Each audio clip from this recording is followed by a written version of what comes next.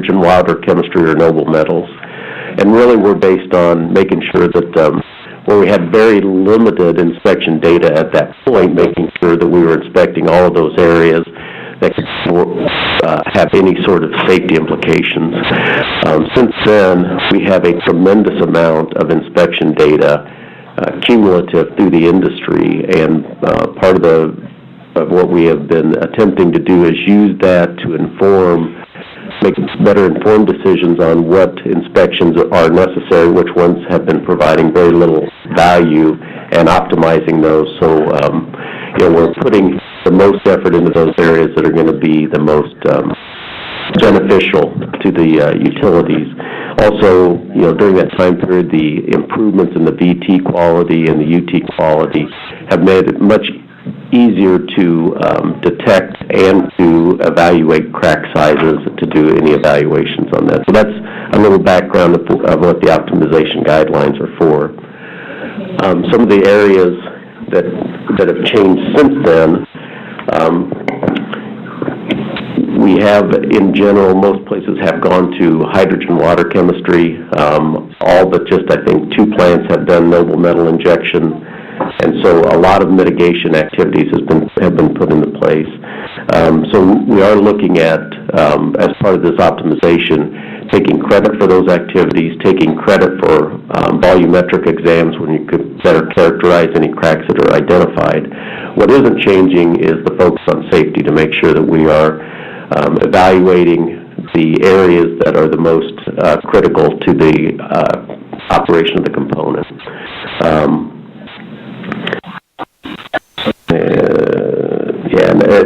And the other parts of that, certainly leakage analysis and flaw evaluation methodologies have not changed, although crack growth do change when you have the mitigation strategies in there, but the methodologies of evaluating that have not changed. We have 2 currently under NRC review, and that's the core spray and the jet pump guidelines. Those were selected because really those are the most labor-intensive and dose-intensive activities during outages to do those inspections. Both of those have been submitted. I think we had very good dialogue on actually the BWR VIP did not, we were on the call, but because it went long, we actually had a separate call later to go over those. But very good dialogue on there, and I think good results coming out of there. Initially, when we submitted the VIP 18, what we got back from the NRC had significant conditions on the use of that, which really made it non-advantageous to use it. And through discussions, so that was the draft SC. So the NRC took those comments back and are revising the SC, and I think we'll end up in the right place with this. So we do appreciate taking the feedback and taking another look at that, and look forward to getting the safety evaluation out for that. So we appreciate that. The next one is BWR VIP 41, submitted in September 2014.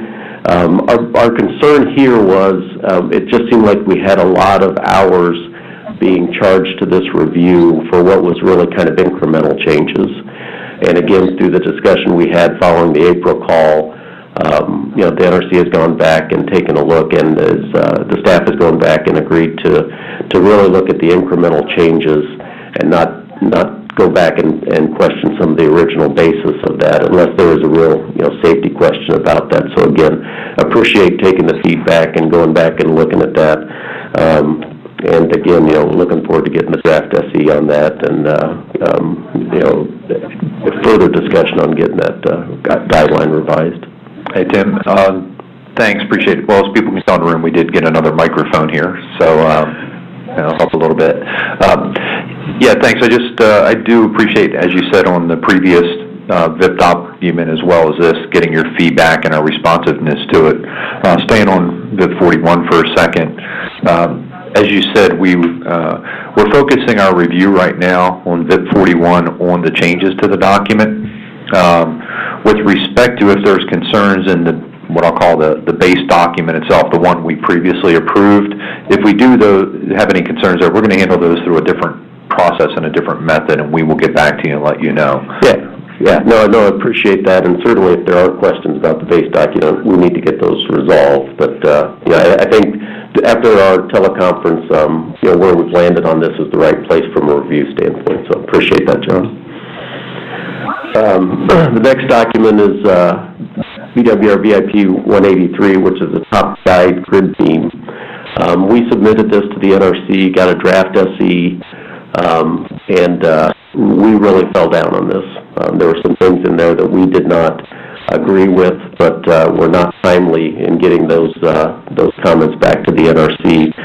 Since then, we have gotten back to the NRC, provided some additional comments to them, and we are going to ask that the NRC take a look at those comments and see if we can get a revision to that safety evaluation. So this one's squarely on the BWR-BIP and not getting those comments back. So because right now this is being used as part of the aging management program, and we think there are some changes that would be beneficial in this. So again, we'd like to work with the NRC, get there, realizing that this squarely was on the fifth, and not getting those comments back to you in a timely manner.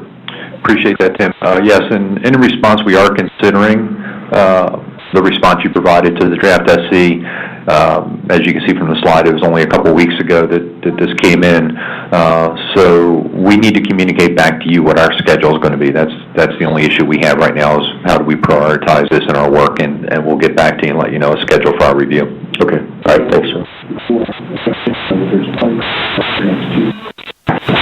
Next Tuesday, there's a phone call established, and we'll be talking about prioritization. We may not be able to give you a final schedule at that point, though, so don't, while we have the call, it's going to be to ask questions and help us determine how do we prioritize. Last area is the BWR ISP capsule report extension request. The way that we do these at the integrated program is the utility removes them, we provide the shipping container, the BWR-BIP, and then it's shipped off, and the testing is really coordinated through the VIP, and the VIP actually does the report and submits it to the NRC. Through that process, we were just unable to meet the 12-month guidelines, or the 12-month requirements, so we were constantly requesting extensions. A couple things is, some of the utilities have not been prompt in getting those capsules shipped, and we've addressed that through our phone calls, that needs to be a priority for the sites, that even though the VIP takes control of it after that, it is up to the sites to make sure those are shipped off in a expeditious manner. But we did want to make sure that the NRC understood that it is likely we're going to continue to request those extensions, because it takes us almost 18 months to do the full removal, shipment, analysis, and report to get to the NRC.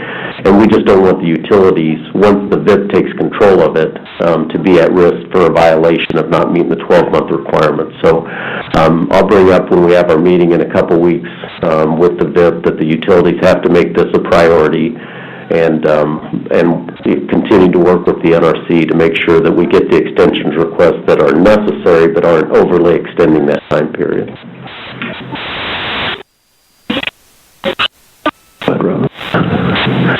Contact information is there available for, since you all have the presentation for myself. Drew Odell is the chairman of the VIP itself. He's also Exelon. And then Andy McGee, who's not here today, is the program manager. So that's, if you have any questions, please get a hold of me. And I think that was all for this presentation. Any questions for the BWR-BIP? I don't have a question, but if I can make a comment, it's probably a better comment to make at the end of the meeting, but I'm sure I'll forget to do it then, so I'll bring it up now. I appreciate, Tim, as you identified some of these issues that came up during our periodic call, and there was a lot of value to that. And as I agree with you, a lot of good communication. You stated a couple times some of the ownership issues for those items, and I think on all those issues there's really a shared ownership in the communication.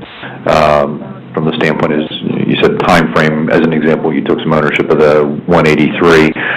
Yeah, we should have been calling you as well and having those conversations. And the reason I want to bring it up now is just that, these meetings are valuable, the semi-annual calls are valuable, but that does not preclude having those communications outside. So if, from our perspective, if you have any concerns, feel free to give myself, MJ, a phone call, just to ask, where we are, and if we're in the same prioritization, and we'll do the same. I know we haven't had a problem picking up the phone and calling you guys either, so. Thanks, Jim.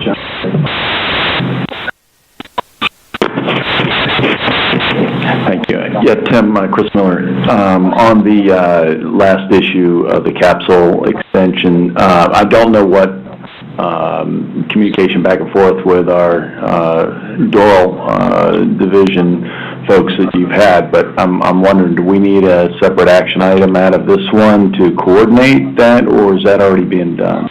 I think at this point that's already being done, but, I'll check with the people that are closer to that, and if we need to do that, Chris, I'll get that set up from our end. I think we've had good communications afterward. The kind of oddity was, once the time period had expired, they didn't seem to have much movement on it at that point. They said, well, it's already passed. But it still puts the utility at risk for a violation, and that was our concern. So, certainly the staff can't say, well, we're just not going to worry about it, because the utility still has that. So I think we've communicated that. If we need to have a one-off with them, I'll make sure I set that up. Okay, and I'll do some checking with the division directors back there and make sure that All right, understand the same way. Thank you. All right, appreciate it. And, Chris, our operating reactor licensing group, Doral, has an issue there, but we're working at it as well from DE and have had communications there on what the process is. And again, it's more the processing issue of what do you do when you do to get in that situation where there's more time, and we're working more generically on how do we look at that as possibly more time, even from the standpoint of rulemaking. Okay, all right, thanks. Anything else for me? Okay, thank you.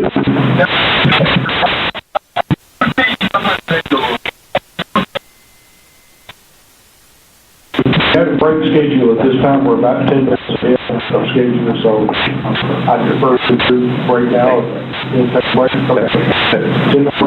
Okay, so everyone on the phone, we're taking a 10-minute break, and we'll be back in session in 10 minutes. Thanks.